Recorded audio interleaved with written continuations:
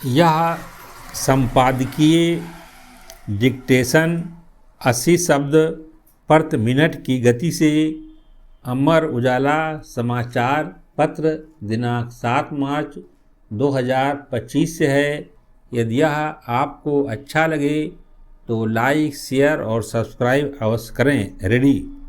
वैश्विक real estate परामर्श company Knight Frank की 2025 की रिपोर्ट में भारत में अरबपतियों व करोड़पतियों की संख्या को लेकर जो आंकड़े प्रस्तुत किए गए हैं वे निश्चित तौर पर देश की बढ़ती अर्थव्यवस्था और सकारात्मक व्यापारिक माहौल को दर्शाते हैं, लेकिन इसके साथ ही ये कुछ गंभीर चिंताओं की ओर इशारा भी करते हैं। रिपोर्ट के अनुसार 2024 में $1 करोड़ से अधिक संपत्ति वाले भारतीयों की संख्या में इसके पिछले वर्ष की तुलना में 6% का इजाफा हुआ है और अब करोड़पतियों की संख्या के मामले में भारत सिर्फ अमेरिका, चीन और जापान से ही पीछे रह गया है। देश में बढ़ते आर्थिक अवसरों और विकसित होते बाजार का ही नतीजा है कि रिपोर्ट में 2028 तक भारत में अमीरों की संख्या में बड़ा उछाल आने की भी बात कही गई है। इतना ही नहीं, रिपोर्ट यह भी बताती है कि भारत में फिलहाल जो 191 अरबपति हैं उनमें से 26 तो पिछले वर्ष ही इस श्रेणी में शामिल हुए हैं। 2019 में यह संख्या महज 7 थी। दरअसल तकनीकी कंपनियों के इस युग ने एशिया के आर्थिक परिदृश्य को तो बदला ही है।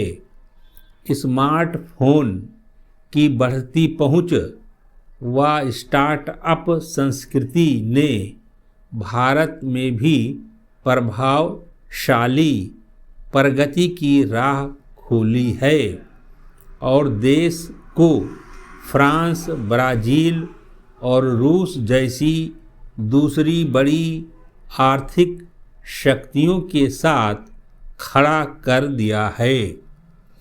इस आर्थिक उछाल का सबसे बड़ा फायदा यह है कि इससे लाखों लोगों को रोजगार के नए अवसर मिल रहे हैं।